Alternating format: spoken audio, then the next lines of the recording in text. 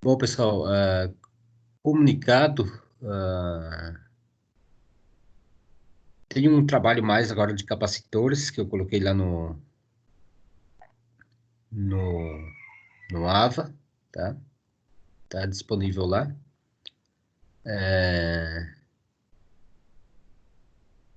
Já estamos indo para a reta final aí do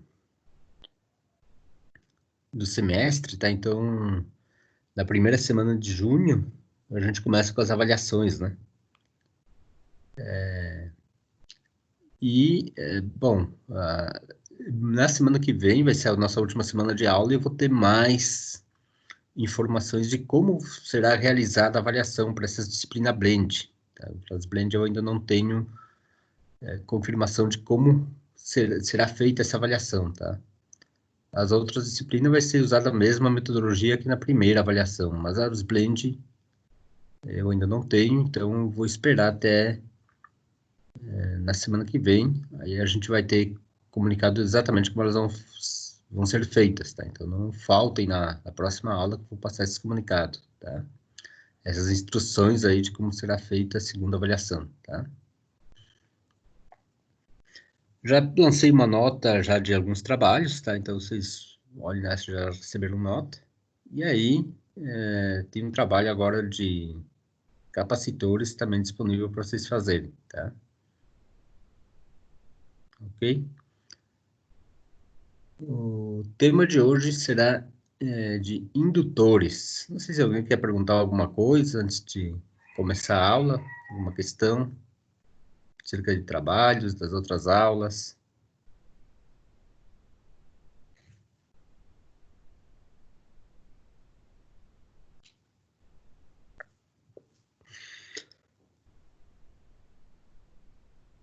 Tudo ok?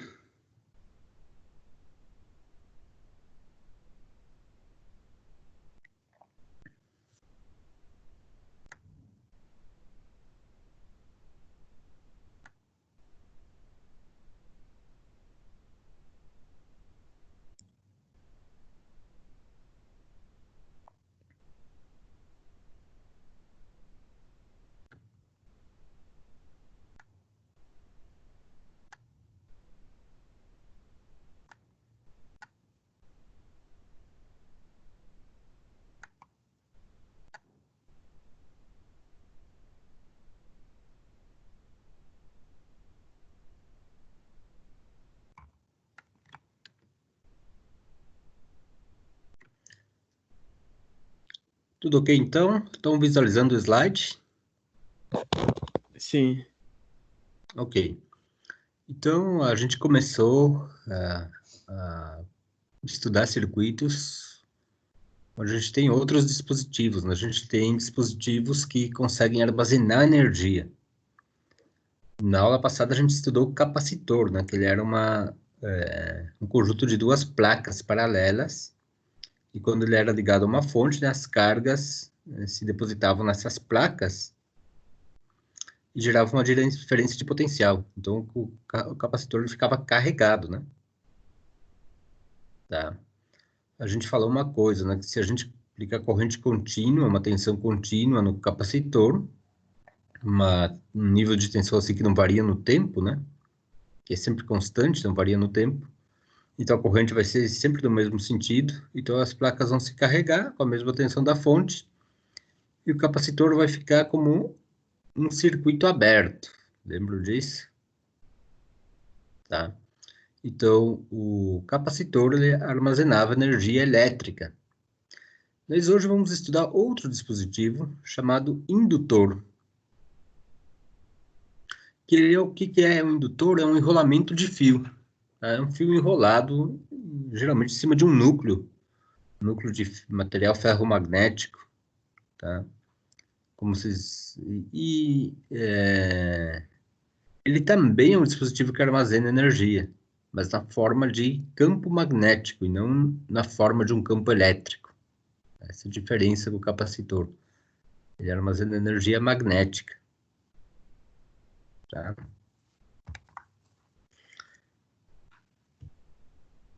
Então, já vou começando aí nossa aula, e outro pessoal depois fica gravada a aula, né, para outro pessoal assistir se quiser. Né? Temos muito tema para hoje, muito assunto. Então, eles são componentes elétricos que armazenam energia na forma de campo magnético e são um dispositivo composto de várias espiras. Estão vendo aqui na figura, né?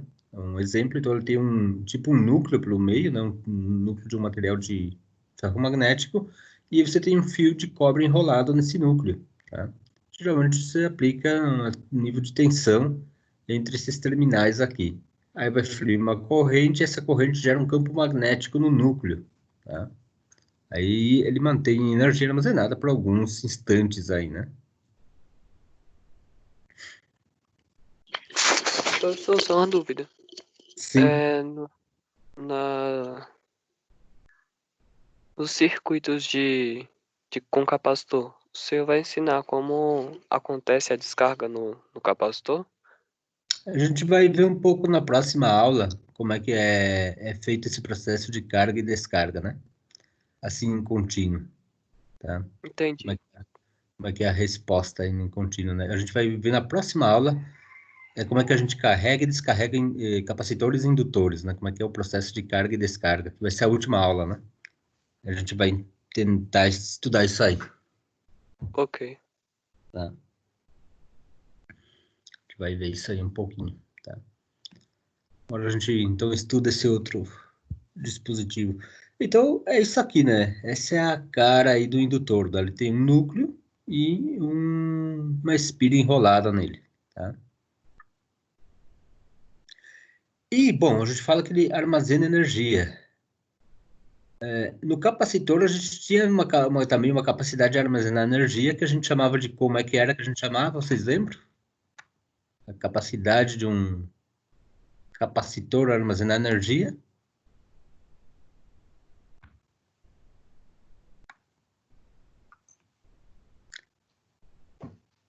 Lembram? Era a capacitância, né?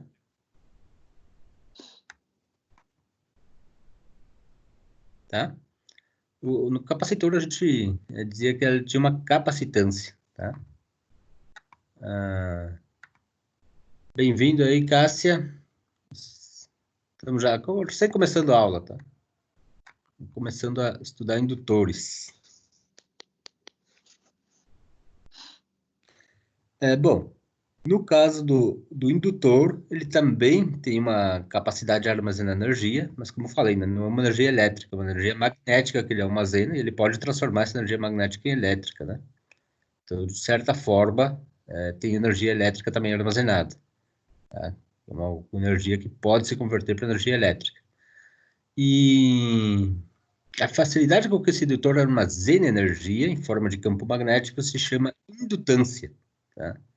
Assim como do capacitor, a gente tinha capacitância, que a gente tem um parâmetro indutância, que a gente mede em Henry, tá? Essa é a unidade de indutância. Na capacitância, a gente media em quê? Em farádios, né? A gente mede em Henry. E, então, tem a ver, essa indutância, ela tem a ver com a capacidade do indutor dele armazenar energia, tá? Quanto maior é a indutância, maior a capacidade dele de armazenar energia. A energia em forma de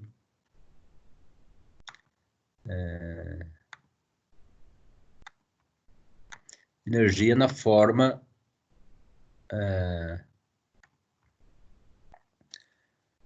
de campo magnético, tá? Bom dia para o pessoal que está chegando, recém estamos começando a aula, tá? Vamos continuar aqui, estamos vendo circuitos indutores, tá? Recém aí no slide 4, então recém bem no começo, tá? Então, esses indutores, eles são capazes de armazenar energia e eles fazem parte de muitos tipos de circuitos elétricos, né? A gente usa em telecomunicações, em placas eletrônicas, tem indutores de muitas diferentes dimensões, né? Mas grandes aplicações, assim, uma aplicação fundamental, né, é nos transformadores e motores de geradores, tá? Todas essas máquinas elétricas, elas funcionam com um princípio de indução, tá? Então, eles têm bobinados Então, enrolamentos, né, que são indutores, né? Então, as transformador de potência, transformador elevador, motores, geradores, tudo funciona baixo esse princípio de indução elétrica. Tá? Então, os indutores, eles fazem parte de todas essas máquinas. Tá?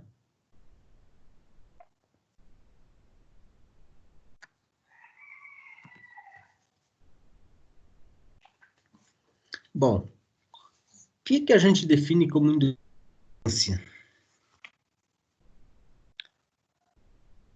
Por definição, se a gente tem um fluxo magnético passando pelo núcleo do indutor, tá? A gente chama de fluxo concatenado o número de voltas desse indutor, não, o número de espiras, vezes o fluxo magnético.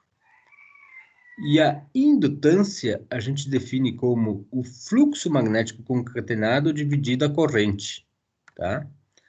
Isso para vocês terem uma ideia da definição de indutância, tá? Ela está relacionada com fluxo magnético. O fluxo magnético está relacionado com a capacidade do indutor de armazenar energia magnética, tá? Porque uma energia magnética ela pode facilmente ser convertida para energia elétrica também, né? Se o campo magnético é variante no tempo, ele induz tensão também no indutor, tá? Mas essa não é a equação que nos interessa, essa é a definição, né? Mas a gente aqui não tem estudado muito acerca de campos magnéticos e então, assim, essa equação não serve muito para a gente, porque a gente não sabe como calcular, por exemplo, o fluxo magnético fino indutor, né? Eu acho que vocês ainda não trabalharam com isso, então essas leis de indução vocês talvez não conheçam, elas estão fora dessa disciplina. Então, eu coloquei aqui só para vocês terem a definição, mas não é essa equação que a gente vai trabalhar. Porque a partir dessa equação a gente pode trabalhar ela um pouco e encontrar o fluxo magnético em função das características construtivas desse indutor, e a gente chega numa outra equação, tá? E que essa sim é interessante. Que é a mesma equação que a anterior, tá? Só que ela é trabalhada. A gente pega aquele fluxo, a gente calcula em função das características do indutor, e a gente chega nessa equação aqui, ó. E essa sim é importante, e essa que a gente vai trabalhar na disciplina. Que a indutância, ela é dada por uma constante que depende do material, então, o que se chama permeabilidade, tá? E o que é de que material? Não é do material, não é do fio, tá? Esse Mi aqui, essa permeabilidade, ela é do núcleo, de quem está no núcleo do indutor. Pode ser o ar, tá? Pode ser que não tenha nada no indutor, ou pode ser que tenha um núcleo de ferro, um material ferromagnético, né? Ferro silício, alguma coisa, alguma aleação aí feita de alguns minerais que formam o núcleo desse indutor, tá? E cada material vai ter uma permeabilidade característica. O que é a permeabilidade? Se a gente pensar, por exemplo, fazer uma analogia com permeabilidade do solo. O que é a permeabilidade de um solo? É a capacidade que esse solo tem, ou melhor dito, é a capacidade que a água tem para penetrar nesse solo, né? Se o solo absorve bem a água, a gente diz que ele é permeável, né? É fácil da água penetrar nesse solo. Um material ferromagnético, a gente diz que a permeabilidade é a capacidade do fluxo magnético penetrar por esse material, tá? Então, é essa a relação aí desse Mi, né? A permeabilidade do material. Tá? Então, a indutância do indutor, ele é o Mi vezes o N elevado ao quadrado. O N é o número de voltas, tá? E número de voltas, número de espiras, tá? Eu vou colocar aqui que eu não coloquei, né? N, quantidade de espiras, tá? E vocês vejam que o N está ao quadrado. Então, se você dá 2 voltas, você aumenta em 4 vezes a indutância, tá? Se você dá 3 voltas, você aumenta em 9 vezes a indutância. Veja que você tem o N elevado ao quadrado, ó. Interessante isso, né? Então, quanto maior o N, maior o número de volta, maior a indutância, né? Quanto maior a permeabilidade do material, maior a indutância, tá? Porque mais fluxo magnético terá no interior do indutor, maior a capacidade de armazenar energia, ok?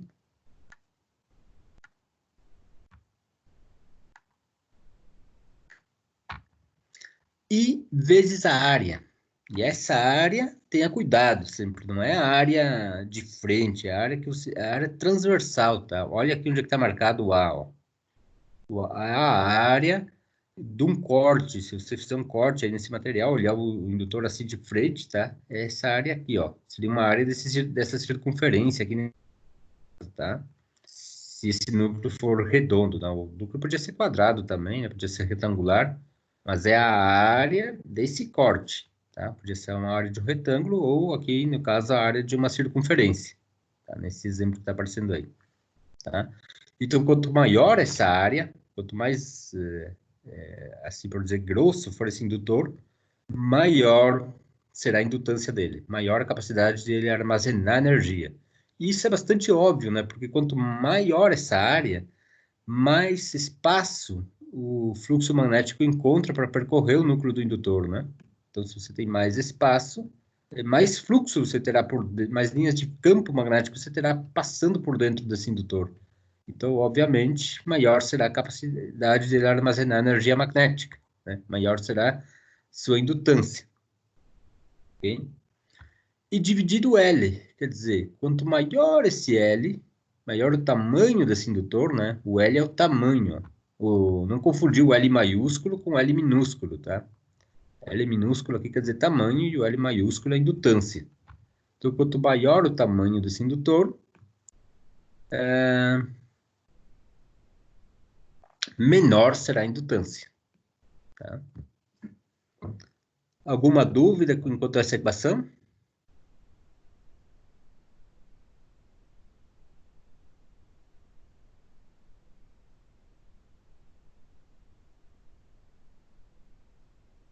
Tá ok, pessoal? Tá ok, professor. Tá ok, né? Ok. Essa equação é a que é interessante, tá? Que a gente vai usar, tá? A gente usei para nessa disciplina, tá? Não que a outra não seja interessante, porque ela é muito usada quando você tratar de máquinas elétricas, por exemplo, onde você está mais interessado com fluxo magnético, né? E a gente está mais preocupado com a eletricidade aqui, né? Então, se a gente está mais olhando para o lado da eletricidade, não tanto para o lado do magnetismo, a gente olha mais para essa equação aqui, né? Não nos interessa aquela equação que descreve a indutância em termos de características magnéticas, né? Mas sim em termos de características construtivas, tá? Isso aqui você vê que é tudo característica construtiva. Ah, que tipo de material eu coloquei, quantas voltas eu dei, qual é a área e qual o tamanho desse indutor, né? Ok. Bom, é óbvio, né?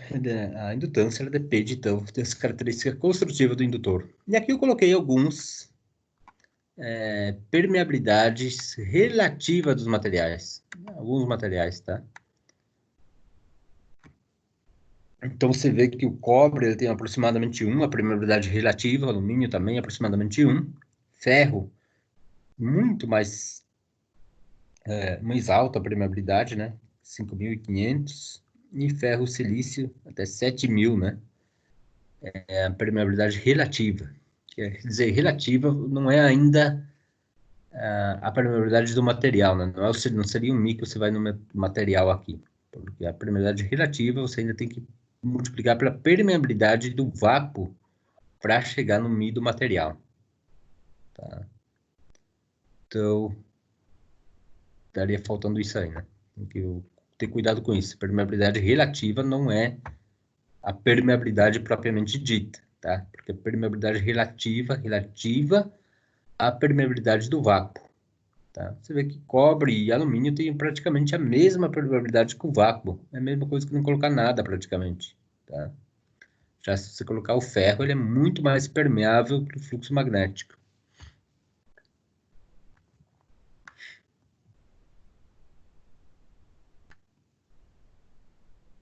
Ok? Aqui, então, você já parou para pensar o motivo de construir transformadores com núcleo de ferro-silício? Os transformadores, eles funcionam com isso, não sei se vocês já viram alguma coisa acerca de transformadores, mas eles funcionam com enrolamentos de fios, 2 enrolamentos, né? Tem um núcleo magnético entre eles. Tá? Vou aumentar aqui essa figura aqui para vocês verem. Tá? Geralmente ele tem um núcleo, ó, um núcleo magnético unindo duas bobinas elétricas, tá? Então, tem 2 circuitos elétricos que eles estão separados eletricamente. Eles não têm um contato elétrico entre essas 2 bobinas.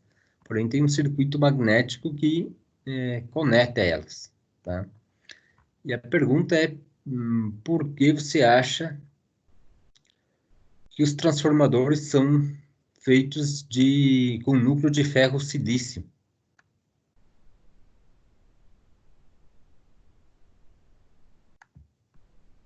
Por que você acha que é construído com isso?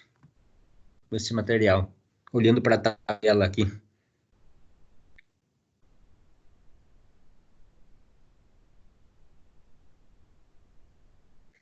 Por que não construir esse núcleo aí de cobre, por exemplo?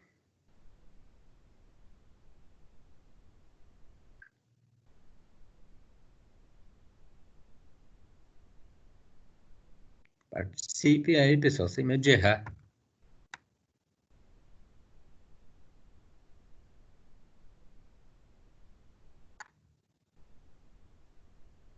Vocês estão vendo a equação, né? Olha a equação. A indutância, ela é proporcional à permeabilidade do material, né? E quem tem maior permeabilidade aqui nessa tabelinha que eu coloquei? Qual é o material com maior permeabilidade?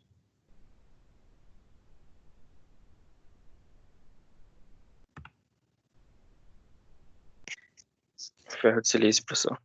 Por isso, né? Então, por isso. Você tem maior permeabilidade, por isso você constrói o núcleo do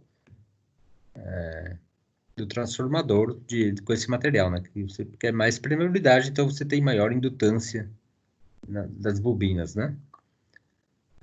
Mas veja bem, eu não estou falando do fio, tá? Não estou falando do enrolamento. O rolamento sim é de cobre. Estou falando do núcleo, tá? Desse núcleo aqui que se conecta aí dos 2 enrolamentos, tá? Esse núcleo, ele é feito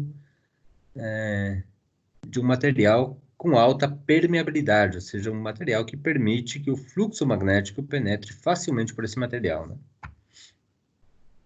Ok, continuamos.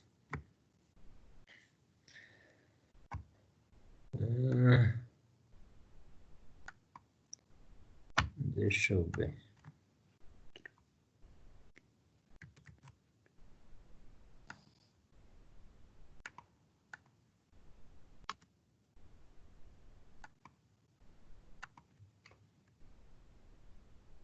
Ok, temos um exercício aqui, né? Exercício 2 aqui, tá? Quantas espiras necessitamos enrolar num tubo de 1 centímetro de diâmetro? Ah, não, pera um pouquinho. Eu pulei aqui um exercício. O que aconteceu? Aqui está exercício 1.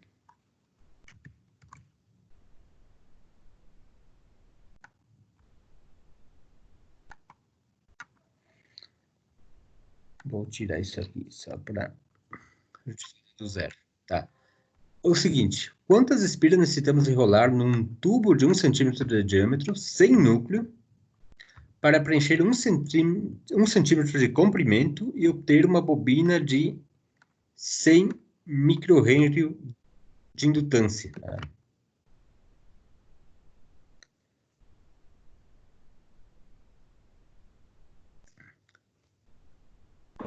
Como a gente faz para resolver esse problema?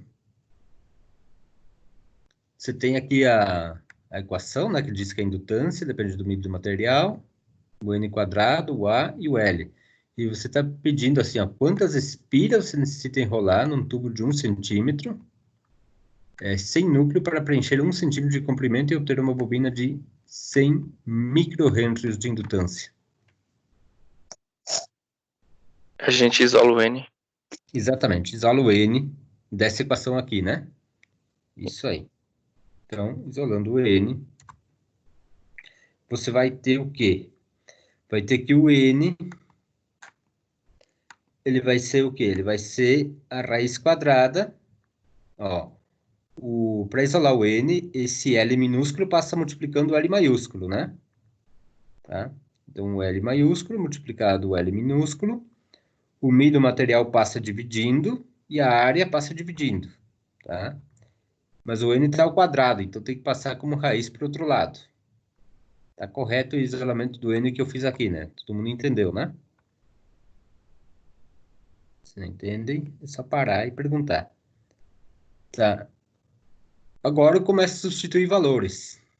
O L é 100 microhenrios, tá? Então é 100 vezes 10 na menos 6. Correto?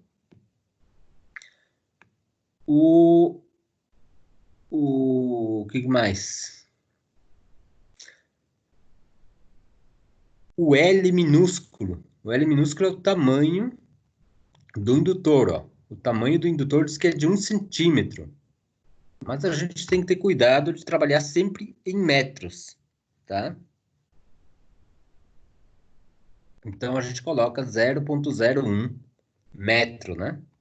O L minúsculo. Depois você tem a área. Se ele tem 1 centímetro de diâmetro, quanto será a área? Lembra é a área de uma circunferência, então é π por raio ao quadrado, né? Tá? Aparece aqui, ó,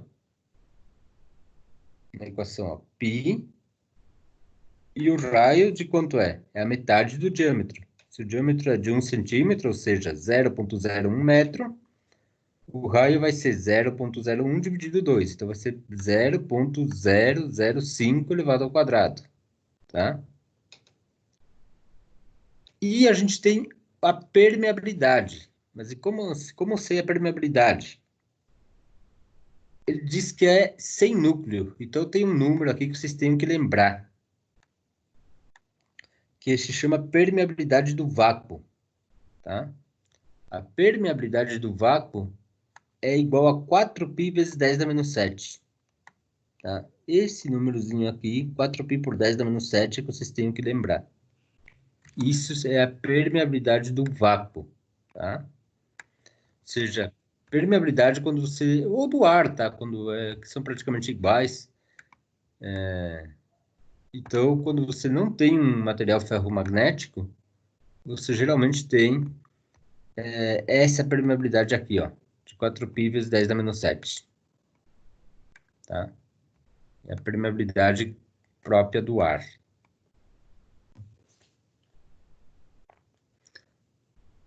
Ok?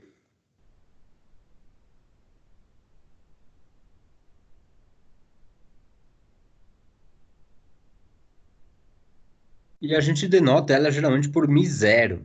Tá? μ0 quer dizer que é do vácuo. Tá? O μ0 a gente geralmente usa para determinar a característica do vácuo dele conduzir o fluxo magnético. Tá?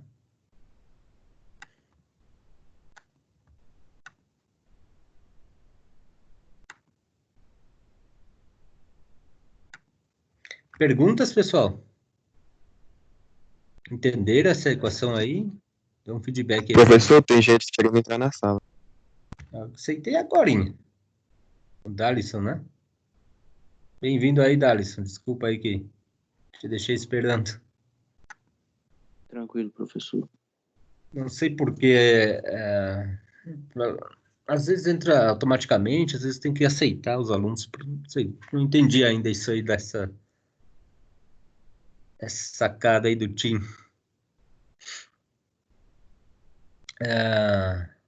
Ok, então tranquilo esse exercício? A gente tem que dar 100,66 voltas para ter essa indutância. Tá? Alguma pergunta em relação a isso? Ou dá um feedback aí para mim aí. Entenderam? Entenderam ou não? Tranquilo, professor. Bem simples. Então tá bom. Agora, vamos reparar isso aí, ó. Não temos núcleos no indutor, né? Se a gente não tem um núcleo, a gente tem a permeabilidade do vácuo. Então, a gente precisa dar 100,66 voltas, tá? Preste atenção nesse exercício, só de 100 núcleo. Agora eu vou mudar esse exercício para o seguinte. Tá?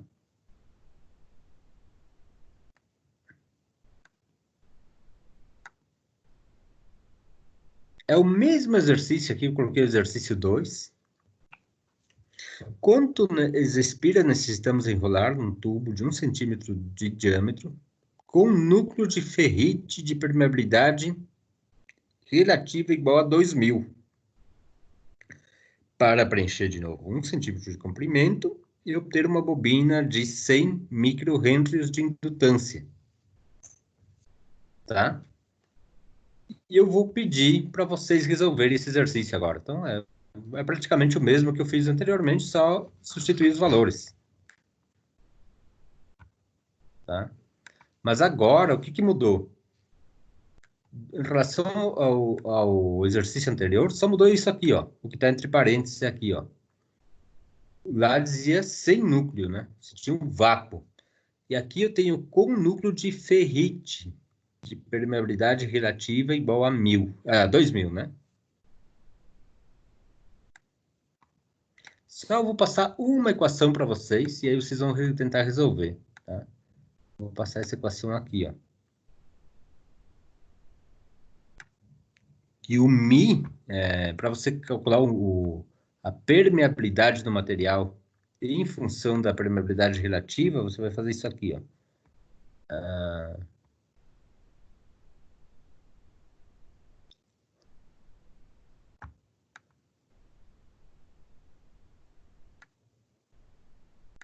μ, ele tem que ser igual ao μ0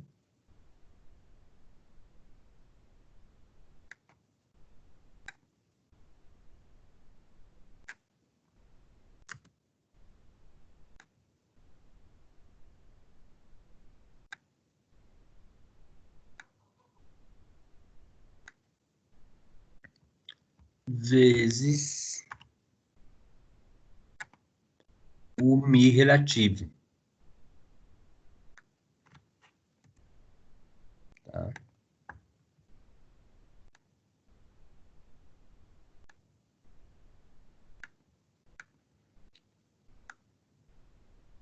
Então, o μ do material, né? Você tem assim, tá? Você pega o μ0 e multiplica pelo μ relativo. Tá? Essa é a permeabilidade do material. Vamos fazer assim, ó. Fica mais claro. Material.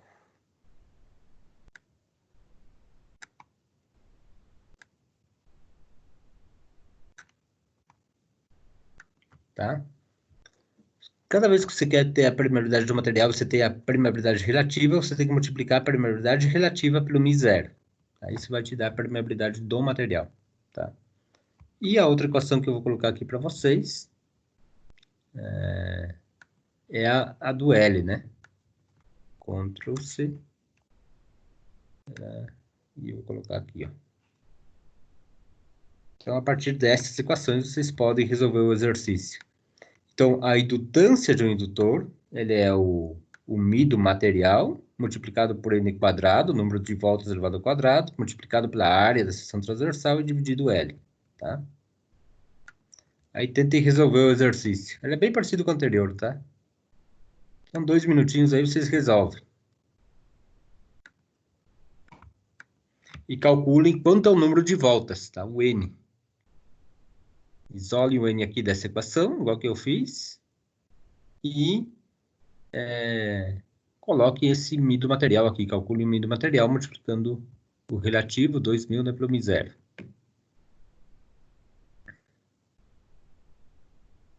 E façam perguntas, qualquer dificuldade aí, mas tentem resolver aí. Rapidão aí, eu acho que 2 minutos vocês resolvem.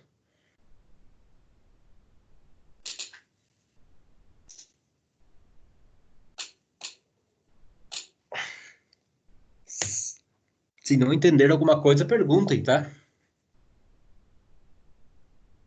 Mesmo que você chegou atrasado, você consegue fazer, tá? Mesmo quem chegou atrasado, quem chegou agora, para calcular a indutância do indutor, você precisa usar essa equação aqui, tá? Que ele é a indutância em função das características construtivas do material, tá? Isso que a gente estava estudando aqui. A indutância, ela é igual a permeabilidade do material, vezes o N ao quadrado, no que é o número de voltas, vezes a área, seção transversal, dividido o L. E aqui tem todas as características construtivas, está dando exemplo, exceto o N, o número de voltas, tá? Está te dando também quanta indutância você quer encontrar.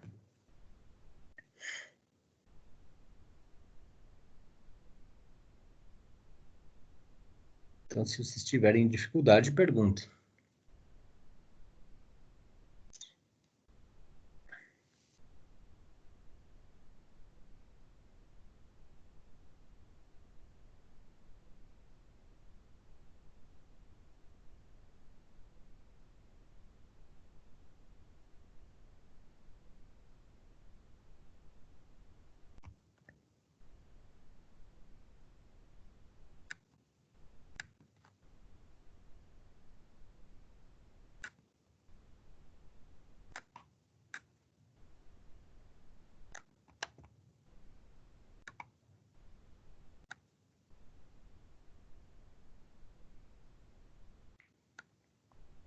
Aqui eu vou colocar a figura para todo mundo entender de novo. Tá? Até que vocês vão fazendo o cálculo, eu vou explicar mais uma vez. Então, a indutância, o indutor, o que ele é? Um rolamento de fio em cima de algum núcleo, tá?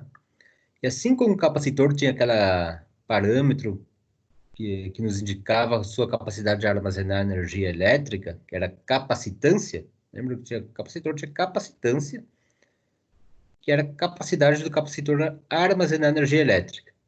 No caso do indutor, que o indutor é um rolamento de fio e ele também consegue armazenar energia, mas ele armazena energia na forma de campo magnético, tá? E essa capacidade dele armazenar energia a gente chama de indutância, geralmente representada pela letra L. E você pode calcular a indutância em função das características construtivas do indutor, tá? Então, a indutância, o L maiúsculo, é a permeabilidade do material, do núcleo que está do indutor, né? Aqui no caso o ferro, né? Permeabilidade é a capacidade desse ferro conduzir o campo magnético, tá? Vezes o N quadrado, que é o dobro de voltas no enrolamento, vezes a área, mas é a área da seção transversal, tá? Tem que olhar, aqui seria uma área de uma circunferência, tá? É a área transversal, não a área de frente para o indutor, tá? É a área que teria uma espira, uma volta desse indutor. Qual é a área de uma dessas voltas, tá? E dividido o L minúsculo. O L minúsculo é o tamanho do indutor.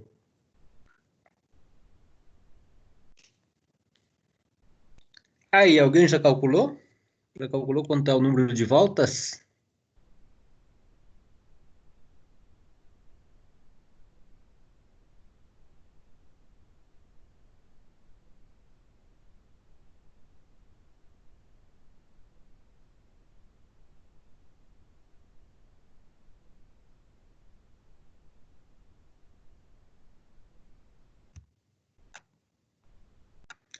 Pessoal, estão me ouvindo ainda? Estão aí, né?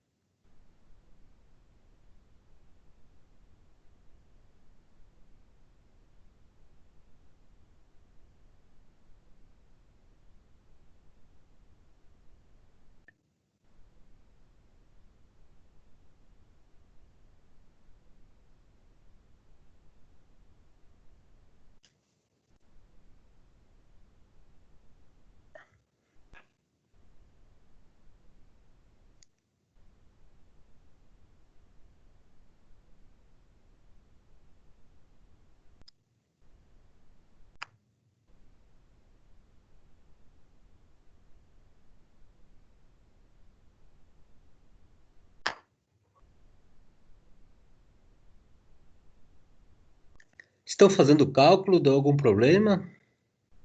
Se encontraram com alguma coisa que não puderam resolver? Estão fazendo, professor. Estão fazendo ainda, ok.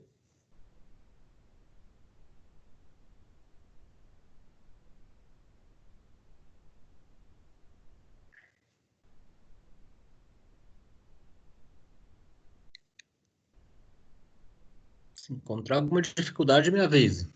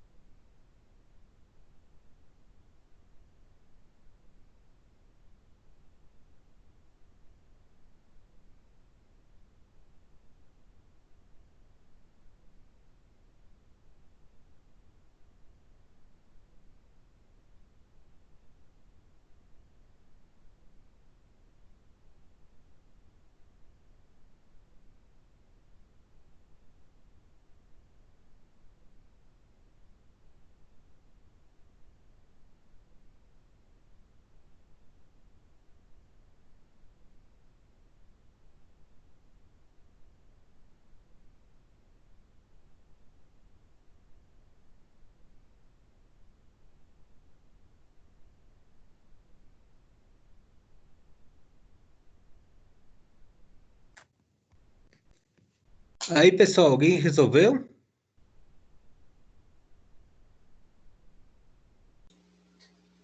Sim, Deu quanto? 2,25. 2,25. Ah, tá, desculpa, eu tava com o microfone desligado. Digo, aí, o pessoal sumiu. Não, então tá. Vocês não estavam me ouvindo.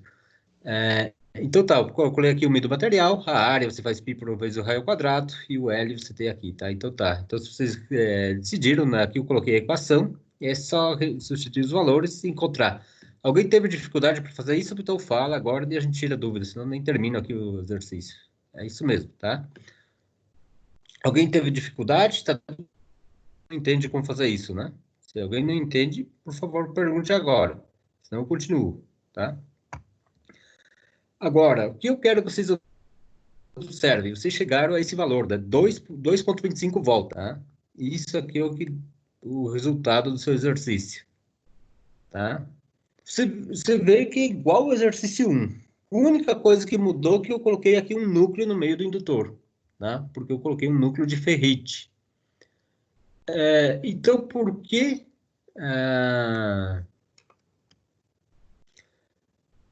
Deu muita diferença, não é mesmo? Vocês reparem aqui que deu só 2 voltas. E no exercício 1, quantas voltas a gente tinha que ter dado? Ó? Quantas voltas a gente precisava dar na bobina para conseguir a mesma indutância, ó, com as mesmas características, ó, só que estava sem núcleo. Ó. Quantas voltas? 100 voltas. E agora a gente precisa só dar 2 voltas, um pouquinho mais de 2 voltas.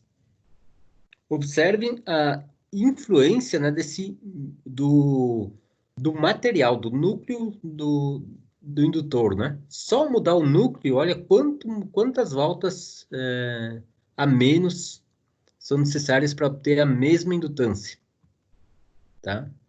Esse exercício 1 era o mesmo que o exercício 2, tá? Só que aqui eu tinha ar no meio, não tinha nada. E no exercício 2 eu coloquei um núcleo no meio do material. E mudou de 100 para 2 o número de voltas. Impressionante isso, não é?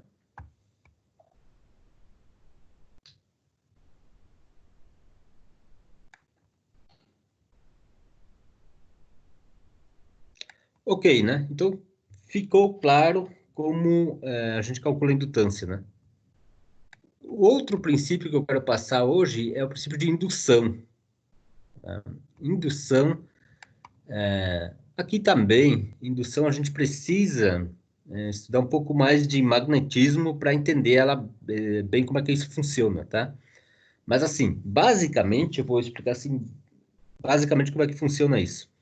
Se você aproximar um campo magnético de uma espira, de um enrolamento de fios,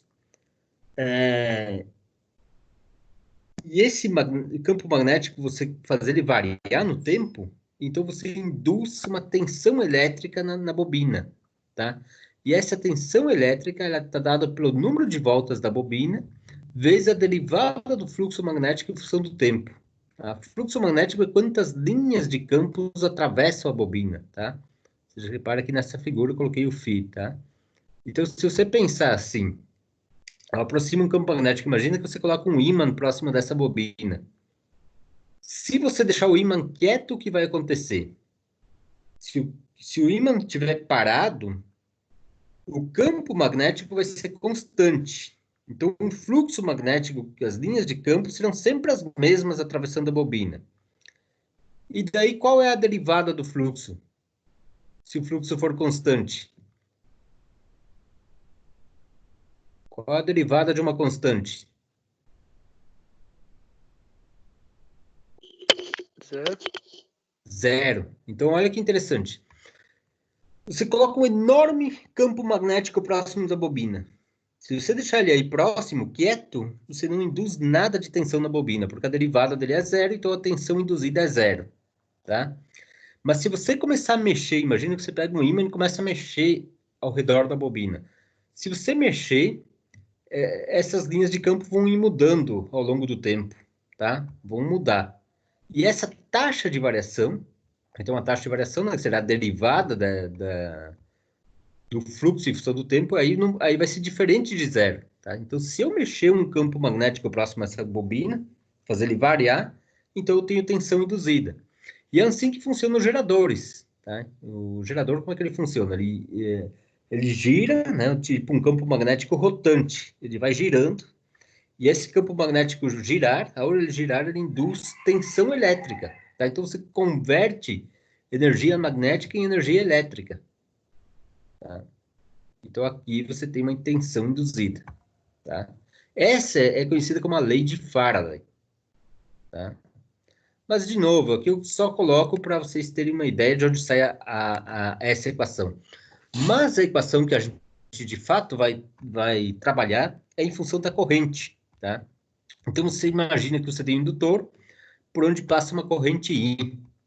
O indutor se opõe a variações da corrente e não à intensidade da corrente. Ou seja, a tensão induzida em função da corrente, você pode calcular como L, como indutância, vezes a derivada da corrente em função do tempo. Tá? Então, se eu pego aqui o indutor, vamos pegar aquele aqui em cima que a gente... Tá, vamos voltar aqui. E imagine o seguinte.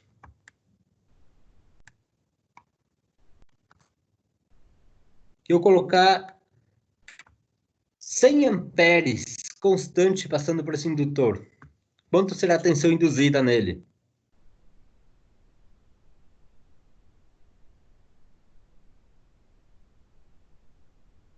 Coloque aí... Suponha que ele tenha 1 Henry de indutância. E você coloca 100 amperes. Quanto vai ser a tensão induzida? Olhem para a equação.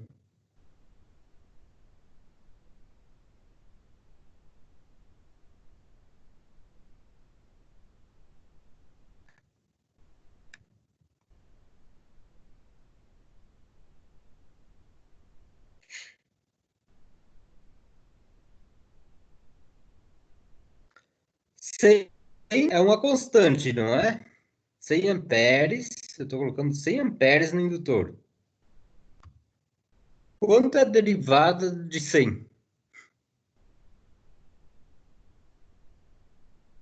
Zero. Zero. Então, quanto é a tensão induzida? Zero. Zero. Então, você não induz tensão. Então, da mesma forma que eu falei antes, né? Para você induzir tensão, você tinha que ter um campo magnético variável. Ter um campo magnético variável é análogo a ter uma corrente variável. Tá? Porque uma corrente tem uma lei lá... São muitas leis do magnetismo que vocês precisam entender para entender esse fenômeno. Tem uma lei chamada lei de Ampère, né? Que uma corrente elétrica variável induz fluxo magnético variável. Tá? Então, mas a equação que nos interessa é essa aqui. Mas o que eu quero é que vocês entendam essa equação. Tá? Então, se eu... embora, sem entender muito de magnetismo, já chegamos nessa equação. Então, olhando para essa equação, vocês acreditarem que essa é de fato a equação, então, ó, se a corrente for constante, isso tem que entender. Não importa a intensidade da corrente, a tensão induzida é zero, porque a tensão induzida no indutor é o L vezes a derivada da corrente a respeito do tempo. Tá? Então, a tensão nele seria zero. Tá? Agora, então, qual será um... Vocês lembram que eu falei uma coisa para vocês na aula passada que vocês não tinham que esquecer? O que era? Vocês lembram? Que o capacitor no circuito de corrente contínua era o quê?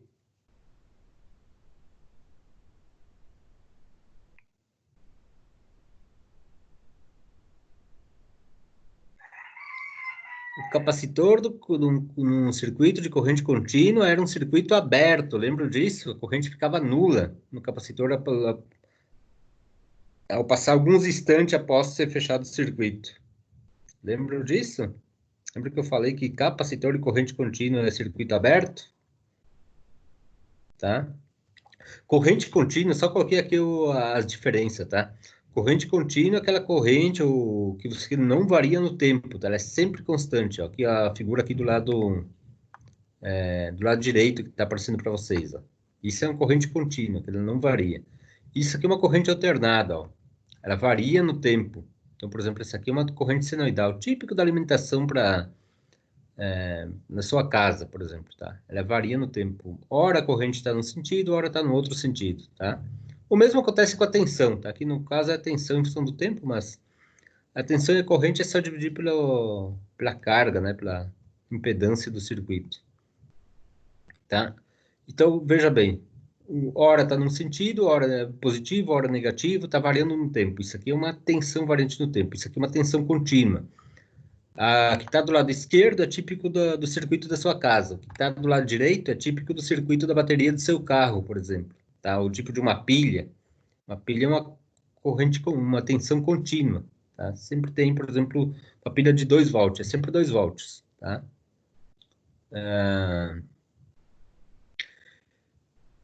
Bom, como vai ser o comportamento de um indutor em contínua?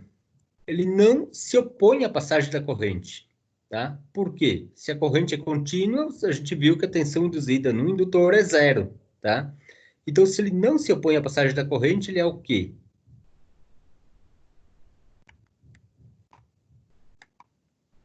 Curto-circuito. Tá? Porque o indutor nada mais é do que um fio enrolado. Se pensar num fio enrolado, se enrolar o fio em contínua, isso não quer dizer nada. Tá? Então, ele se comporta como um curto-circuito. Ok? Assim como o capacitor se comportava como um circuito aberto, o indutor se comporta como um curto-circuito em corrente contínua. Então, ele só vai ter algum efeito no regime transitório, ou seja, logo após eu fechar um circuito. Aí você tem transitório e aí você tem uma oposição à passagem da corrente. Tá?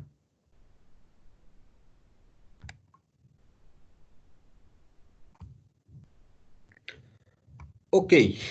Agora, tem outro exercício que pede o seguinte, ó. Dado esse gráfico, aqui você tem um gráfico da corrente, com os dados do gráfico encontrar, calcula a tensão induzida numa bobina de 800 mH durante os 10 milissegundos mostrado no gráfico.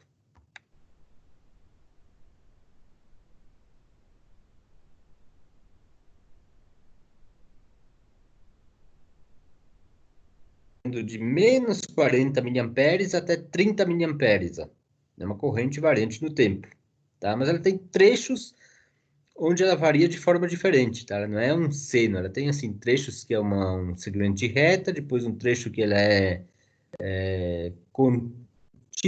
é constante, depois outro trecho que ela varia negativamente, e até assim até chegar aos 10 milissegundos. Eu pergunto para vocês, olhando aí para o gráfico, qual será a tensão induzida aos 4 milissegundos?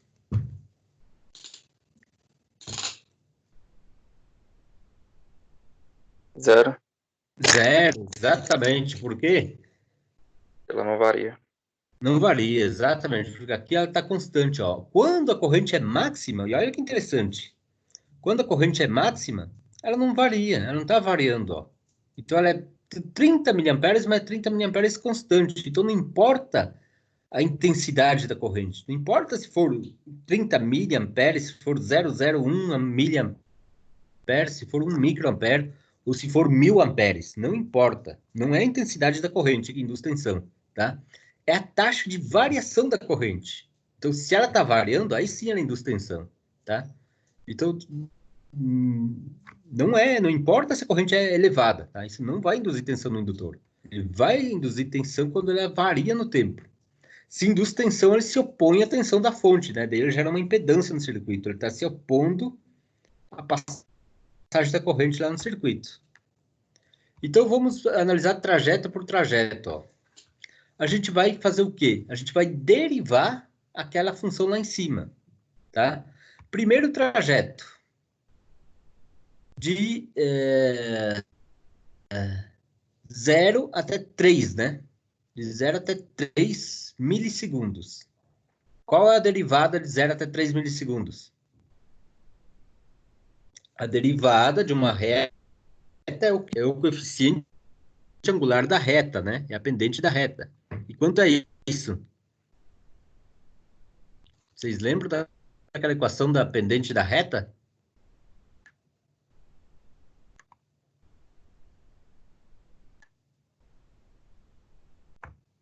Vamos colocar aqui, ó.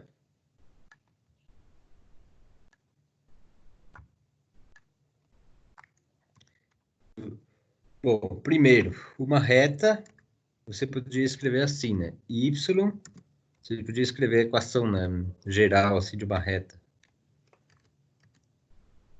Quem já fez aí geometria analítica? Y igual a mx mais b. Lembram dessa equação? Lembram ou não? Sim. Sim, né? E como é que era a gente calculava o m?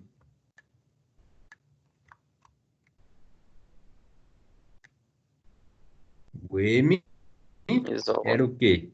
O y2 menos y1, né? Vamos lá, vamos ver. Assim, né? Deixa eu colocar aqui.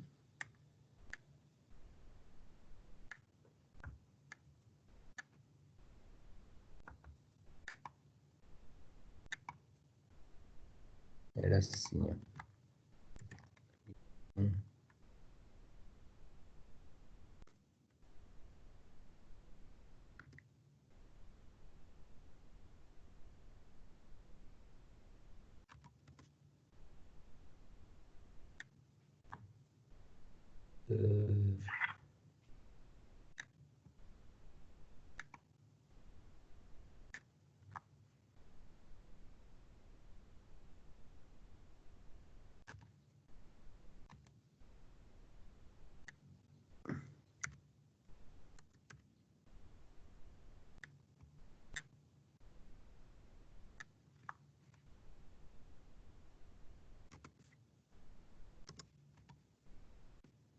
Tá? Essa é o coeficiente angular da reta. E por que eu quero saber como calcular o m? Porque a derivada dessa equação é de cima. Y igual a mx mais b. Qual é a derivada do y respeito a x?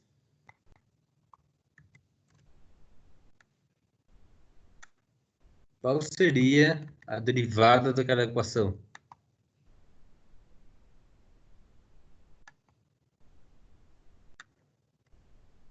Qual seria o dy dx?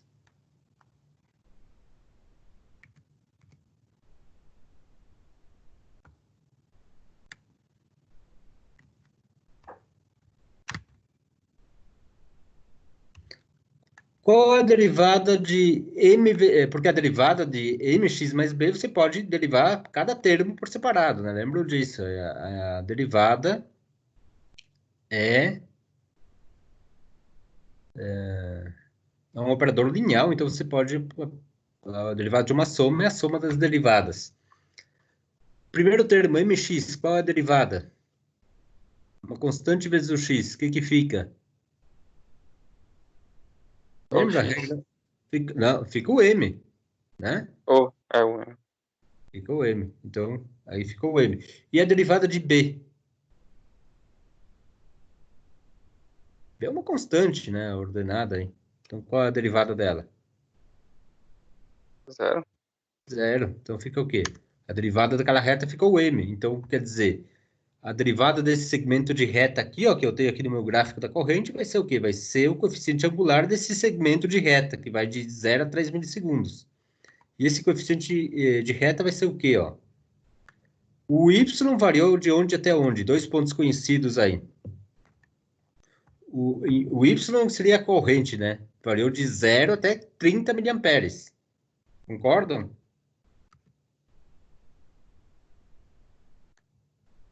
Então, vai ficar assim, ó. Vai ser o final lá, 30 menos 0, onde ele começou, dividido a variação no tempo. Terminou em 3 milissegundos, né? E começou em 0. 3 menos 0, então ficou 30 dividido 3. 30 dividido 3 é quanto? 10, né? Ok, então a derivada da corrente é igual a 10. A derivada, ou seja, a corrente está variando em 10 miliamperes por cada milissegundo, tá? Ou que é o mesmo, 10 amperes por cada segundo, ok? E o que é a tensão induzida? É a derivada da corrente multiplicada pelo L, tá? Então, eu coloquei aqui, ó. A tensão, aqui eu estou fazendo o gráfico da tensão, tá? Ali em cima está a corrente, aqui eu estou fazendo a tensão no indutor. No indutor, tá? Você imagina o circuito conectado, o indutor conectado a um circuito que tem essa corrente. Então, a tensão induzida no indutor é, primeiro, nesse trajeto aqui de 0 até 3 miliamperes, ó, ele é 10 vezes o L, 10 vezes a indutância, tá? Depois, de 3 até 5, de 3 até 5 milissegundos, como o colega falou, a corrente é constante, então a derivada é zero, tá? E depois você tem esse outro segmento de reta aqui, ó. Bom, qual é a pendente desse outro segmento de reta? Quem calcula aí para mim? Qual é o coeficiente angular? Qual é o M desse outro segmento aqui?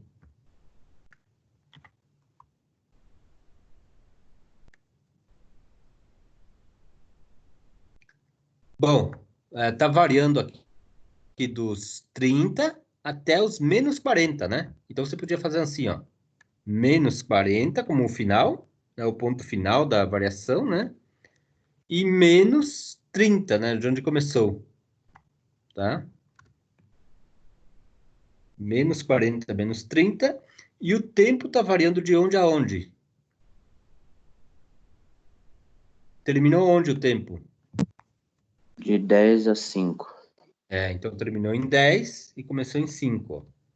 Ó. Opa, eu coloquei 100, hein? 10, 5, ok. Quanto dá isso? Menos 40 menos 30, menos 70, tá? Menos 70 de 10 menos 5, que é 5. Menos 70 dividido 5, menos 14. Tá? Quer dizer, a corrente está variando uma taxa aqui de menos 14 miliamperes por milissegundos, ou que é o mesmo, menos 14 amperes por segundo. Tá? Então, quanto é a tensão induzida? Menos 14 vezes o E. Aqui, ó. Então, olha o gráfico da tensão em função daquele gráfico da corrente, ó. Tá? Então, pergunto aí para vocês. 5, 6, 7 milissegundos. Você olha para o gráfico da corrente. Quanto é a corrente? Zero. Zero. Quanto é a tensão induzida? Aos 7 milissegundos. Zero também? Não. Olha no gráfico da tensão. Olha. Menos 14 vezes o L, ó. Olha no gráfico da tensão, ó. Então, o fato da corrente ser nula não implica que a tensão induzida seja nula. Pode ter tensão induzida mesmo sem ter corrente naquele instante. Tá? Não é interessante isso, ó? E de fato, em módulo, é o maior valor que tem. Tá? Olha para esse gráfico. Quando a corrente está em zero ali, você tem praticamente o trajeto aí de maior corrente, ó. Tá? Então, em todo esse trajeto que ela tem a mesma variação, é a mesma tensão induzida. Se eu pegar em 7 milissegundos é menos 14L, se eu pegar em 9 milissegundos é menos 14L, em 8 é menos 14L, tá? Agora, se eu analisar em 4 milissegundos, qual é a corrente? No gráfico da corrente.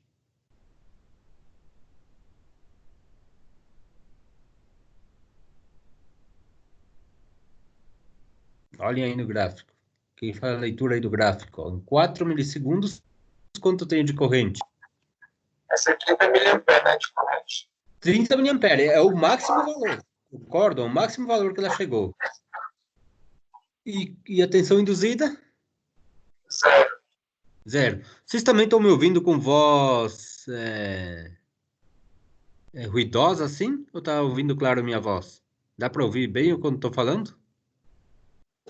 Tá de boa, professor. Tá de boa, ok. Ah, porque o colega falou, eu ouvi meio... O microfone dele tá meio ruidoso. Tá ok. Então tá O áudio certo. dele tá zoado mesmo. Ah, tá. Beleza, então. Então tá. Então, do 4 milissegundos, você vê que a tensão é zero, tá? Então, corrente máxima e tensão é zero, ó. Tá? Por que é zero? Porque a corrente é máxima? Não, porque a corrente é constante, tá?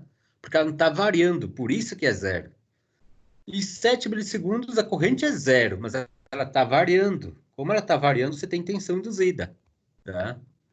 Então, não importa, tem que ficar claro, a tensão induzida no indutor não importa a intensidade da corrente, tá? O que importa é a variação da corrente. Tá? Então, olho nisso, né? Atentos nisso. Ok, aí a gente fez o gráfico da tensão induzida, tá? Notar que com valor mesmo muito pequeno de indutância e de corrente, a tensão induzida nos terminais do enrolamento primário de um transformador, no caso de um transitório, podem ter tensões de até menos 11,2 volts na bobina primária. Tá. Aqui eu pensei no transformadores, mas você pode pensar no indutor, né?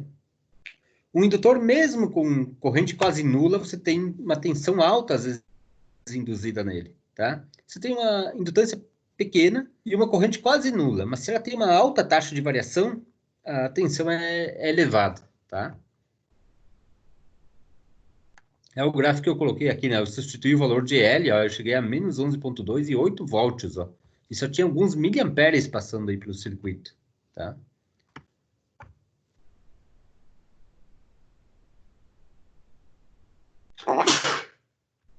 Ok, vamos lá. Outro conceito é energia magnética armazenada no indutor, tá? Também tem muitas equações para chegar nisso, mas o que eu quero é que vocês guardem isso aqui, ó. Principalmente a de baixo, ó. A energia magnética pode ser um meio do L vezes o fluxo magnético concatenado ao quadrado. Essa de cima não interessa muito para a gente, porque a gente não trabalha com fluxo magnético. Mas a de baixo, sim. Tá? Essa vocês têm que gravar. Anotem aí. A energia armazenada no indutor é a metade da indutância pela corrente ao quadrado. Isso aqui lembra muito a energia cinética, né? Você lembra de um corpo que tem uma velocidade? Então seria um meio da massa pela velocidade ao quadrado? Isso era energia cinética, não era? Um corpo com massa e que se está se deslocando com uma velocidade v. Você tinha que a energia era um meio de L vezes o I ao quadrado, tá? Vezes a velocidade ao quadrado. E aqui você tem um meio da indutância vezes a corrente ao quadrado, ok? Anotaram essa equação aqui, né, para energia armazenada, tá? Eu falei mesmo quando eu defini indutância, que a indutância de um indutor dava uma ideia da capacidade dele armazenar energia, tá? E qual é a energia que ele consegue armazenar? É isso aqui, tá? Meio de L vezes o I ao quadrado. Anotaram? Aqui tem uma demonstração, depois se vocês querem ver, eu vou passar reto aqui porque é só uma demonstração, tá? De por que é esse o valor. Mas o que a gente nos importa, de fato, aliás, tem essa equação aqui de cima, não é essa aqui de baixo, ó. Meio de L por I ao quadrado. Essa é a que a gente nos interessa. Ok? Bom, então, voltando lá, agora prestem atenção nessas duas equações. Nessa aqui, que é um meio de L por I ao quadrado, vejam bem, a energia armazenada depende da corrente, da intensidade da corrente. Não confundir com tensão induzida. Tensão induzida depende da derivada da corrente. Tá? Então, anotem essas duas equações e tenham bem claro isso. A energia armazenada, um meio de L por I ao quadrado. a tensão induzida é o L vezes a derivada da corrente. Tá? Então, vou voltar lá para o nosso gráfico. E vou pedir para vocês aqui o seguinte. Aqui, ó, a gente analisou aqui. Qual é a energia armazenada no indutor aos 4 milissegundos?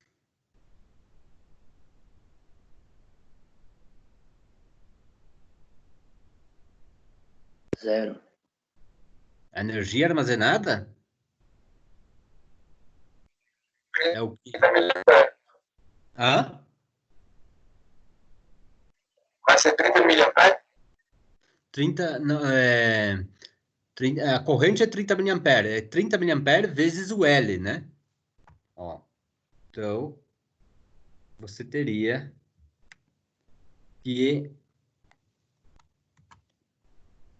multiplicar pelo L, né? Então, seria...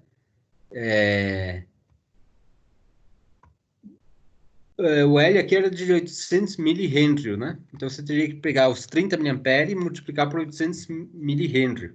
Então, seria 0,8 vezes 30 vezes 10 na menos 3. Tá? Seria 0,024 joules. Tá? A unidade de energia é o joule. Tá? 0,024 joule. Então, preste atenção. A tensão induzida aos 4 milissegundos é zero, porque a corrente é constante. Mas a energia armazenada não está dependendo da variação da corrente. Não está perguntando se a corrente é variável ou não. A energia armazenada é um meio de L pela intensidade da corrente. Ela quer saber da intensidade da corrente naquele ponto. Tá? Então, é 30 mA vezes o L. Então, ficou 0,024 joules. Tá ok? Ok. Bom, então, agora vamos aos 7 milissegundos. Aos 7 milissegundos, a corrente é quanto?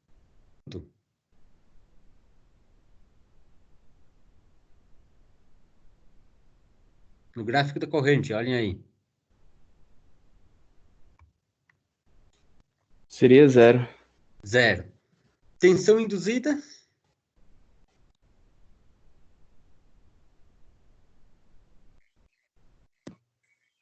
Menos 14 L. Energia armazenada?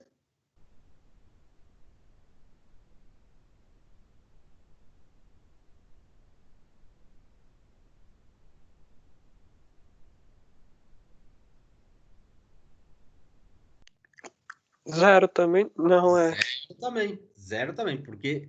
Porque é multiplicado pela corrente, né? Exatamente. Então, para saber assim, ó, para ficar claro, se vocês querem energia armazenada, você olha para o gráfico de cima, tá? Para esse gráfico da corrente, porque ele depende da intensidade da corrente. Então, você olha qual é a corrente e multiplica pelo L. Se vocês querem saber tensão induzida, vocês olham para o gráfico de baixo. Então, você pega a derivada da corrente, né? E multiplica pelo L, a derivada da corrente. Né? Desculpa aqui, ó, o pessoal. Hoje eu falei que aos 4 miliamperes, quantos joules eu falei que tinha? Eu acho que eu esqueci de uma coisa. É um meio de L. Então, se o L é de 800 mH, ou seja, 0,8 Henry, você tem que dividir por 2. É 0,4 vezes 30 vezes 10 na menos 3. Eu acho que hoje eu passei um valor errado para vocês. A energia armazenada aos 4 milissegundos é de 0,012 Henry. Henry. Joules, tá? Aos Professor, 4... Oi? o 30 não tem, o 30 mil não tem que ser elevado ao quadrado? Meio de L por I ao quadrado. Você tem razão. Tem razão. Aqui eu falei muita coisa errada mesmo. Falei muita abobrinha. Fiz aqui rápido e falei muita abóbora. Exatamente, cara. Você tem razão aí. Energia armazenada, até vou colocar aqui de novo, ó. Tem aqui, ó, 1 meio de L por I ao quadrado. tá? A corrente elevada ao quadrado, tá? Exatamente. Tá? Então, aqui, ó. Vamos fazer certinho aqui para a gente não errar. Tá? Então, aos 30 milissegundos, aos 4 milissegundos, né? Eu tenho quanto de corrente? Eu vou ter que a energia armazenada vai ser igual a quanto? A 4 vezes 10 na menos 3. E tudo elevado ao quadrado, tá?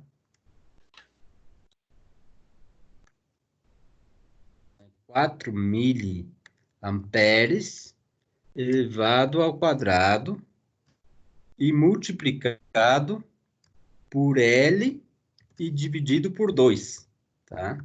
Essa é a energia armazenada, tá? E aí, quanto dá para vocês isso aí? 4 vezes 10 na menos 3. O meu deu 3,6 elevado a menos 7. Elevado ao quadrado.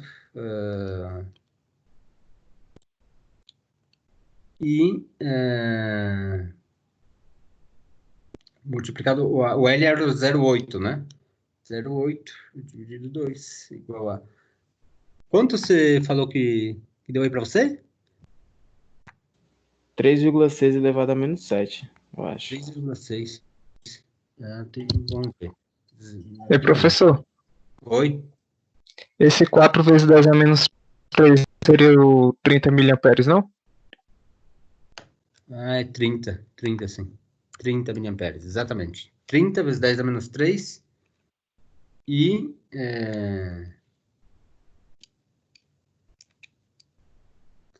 elevado ao quadrado multiplicado por 0,4, né? Que é o L sobre 2. Então, quanto dá isso?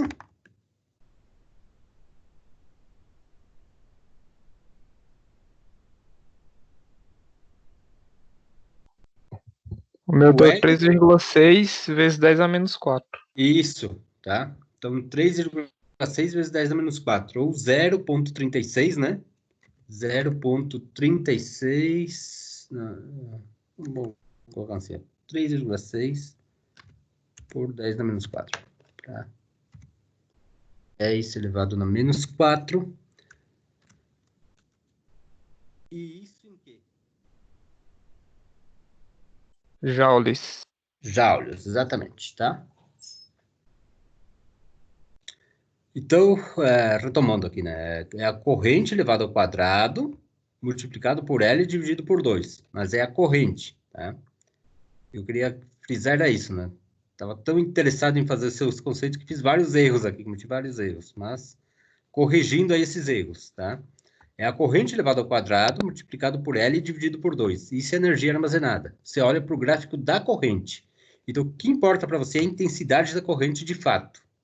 Quando você quer tensão induzida, não importa a intensidade da corrente. Importa só a taxa de variação da corrente. Tá? E essa é a diferença. Tá claro, pessoal, isso aí? Só para ver se está claro, então, a energia armazenada aí aos 0,5 milissegundos. Oi? Tranquilo. Então, aos 4,5 milissegundos, qual será a energia armazenada?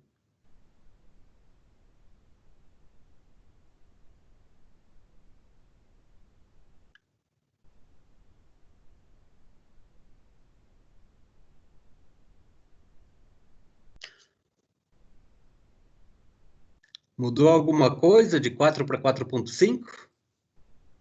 Vai ser a mesma, né, professor? É a mesma. É a mesma porque a corrente é a mesma, tá? Aos 7 milissegundos, quanto é a energia armazenada mesmo? 0. 0, porque a corrente é 0, tá? Tensão induzida não é 0, né? Não é 0 a tensão induzida porque a corrente está variando. Apesar dela ser nula, ela está variando, então não tá. E no gráfico de tensão induzida está aqui embaixo, né? E assim você pode pegar em cada ponto, pegando a corrente, elevando ao quadrado e multiplicando por o L sobre 2, tá? Ok. Vamos a um último teminha aí da aula de hoje, que é associação de indutores. Tá? A gente viu que resistores a gente podia associar série, paralelo, estrela, triângulo, né? A gente viu algumas configurações. Capacitores a gente viu também que a capacitância equivalente você podia somar, né, as capacitâncias. E os indutores a gente pode somar as indutâncias, né? Tá? E também a gente tem circuitos que a gente pode colocar os indutores em série, como eles estão aqui. Lembrando só, qual é a condição para indutores estarem em série? O que eles têm que ter em comum para estar em série?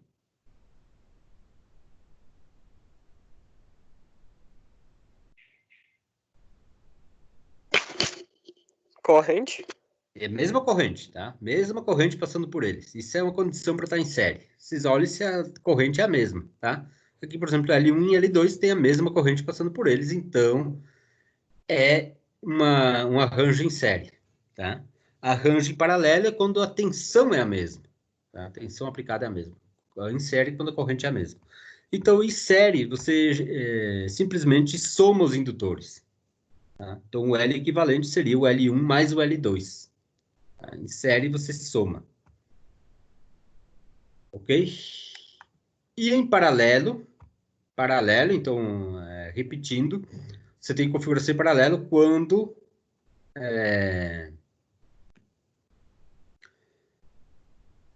a tensão aplicada é a mesma, né? Que no caso você tem a mesma tensão aplicada aos três indutores. Então você soma igual que resistores, ó. Você agrupa os indutores igual como se fossem resistores. Então 1 sobre o L equivalente é 1 sobre o L1, mais 1 sobre o L2, mais até o Ln, tá?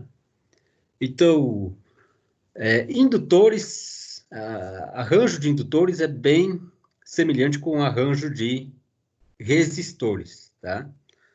Só que os capacitores eram o contrário, lembro disso, né? As capacitâncias a gente somava ao contrário, né? Quando era série, você somava desse jeito, e quando era paralelo, você simplesmente somava as capacitâncias. No caso de indutores, não. É a mesma coisa que resistores. Você simplesmente agrupa dessa forma. Então, isso aí vocês já estão familiarizados, né? Aqui, de novo, tem uma pequena demonstração. O tempo é curto para a gente olhar essa demonstração, né? Vocês podem ver na demonstração porque como a corrente é a mesma, então a derivada da corrente é a mesma, então por isso é que que o arranjo em paralelo fica desse jeito, tá?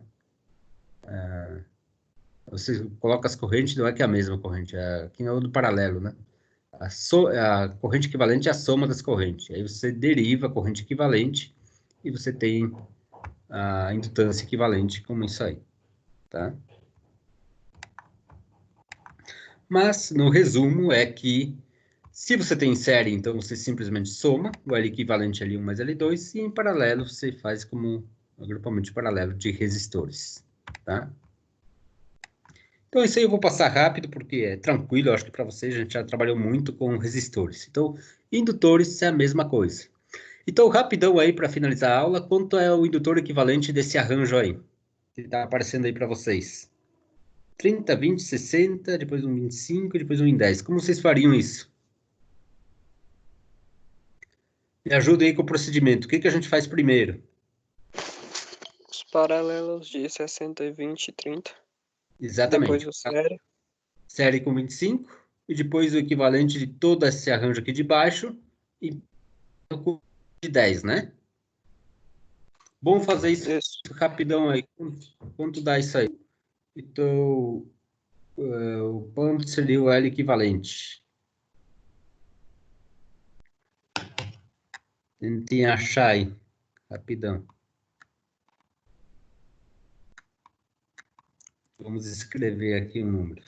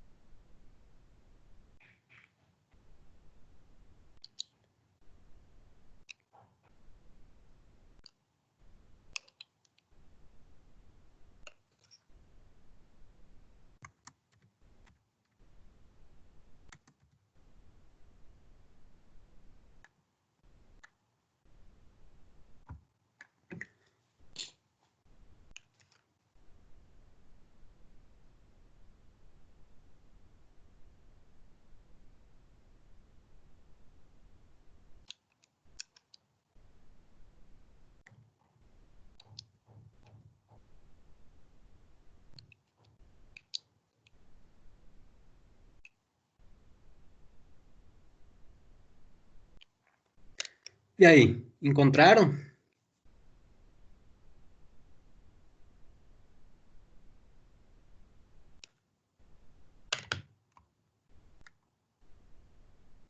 Esse primeiro arranjo aqui de 3 indutores, quanto deu o paralelo deles?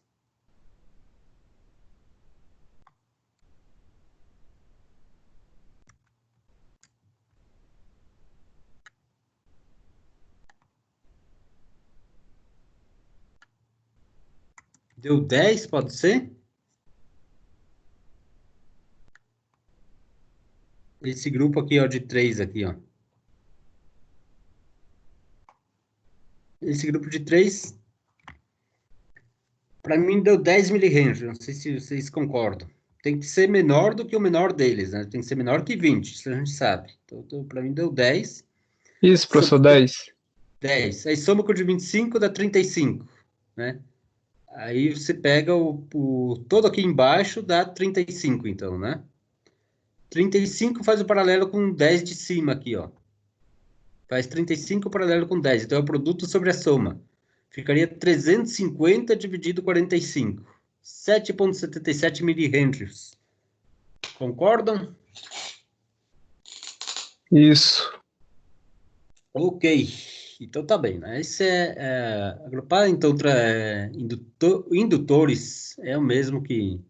É análogo a agrupar resistores, tá? Ok, pessoal. Então, a gente chega no fim da aula. Muito obrigado aí pela atenção. Lembrando novamente, tem um trabalho de capacitores disponível no AVA. A gente está indo para a reta final. Na próxima aula, a gente vai ver um pouco como é que ocorre o regime transitório de capacitores e indutores, como é que a gente ocorre o regime de carga e descarga, tá? Como é que isso ocorre, algumas curvas características. E aí a gente já finaliza o semestre, tá? Com essa lista de capacitores, são 2 listas oficialmente, né? Tem uma do segundo bimestre, você fala, não, tem uma de corrente de malha, tem uma lista, depois tem outra de agrupação estrela-triângulo, e agora tem outra de capacitores. São 3 listas depois da atividade avaliativa, né? São 3 listas. Tá? 3 listas. Beleza. E agora Esse vai ter mais... slide você já vai deixar no AVA, professor? Oi? Esse Isso. slide aí você já vai colocar no AVA, né? Sim, já vou colocar no AVA. Beleza. E fiquem atentos que eu vou colocar já um trabalho de indutores também, tá? 1 ou 2 exercícios aí de indutores. Então, fiquem atentos a isso. Tá? E, bom, até então terça-feira. Espero que tenham gostado da aula e a gente se vê na próxima terça. Beleza, Dúvidas professor. Falou. durante a solução dos práticos, podem entrar em contato aí durante a semana se quiserem, tá? Tem que colocar lá na pasta de dúvidas, pode mandar um e-mail, qualquer coisa, tá? Fiquem à vontade aí. Vamos resolvendo aí os trabalhos. Tá bom, professor. Valeu. Valeu, até mais.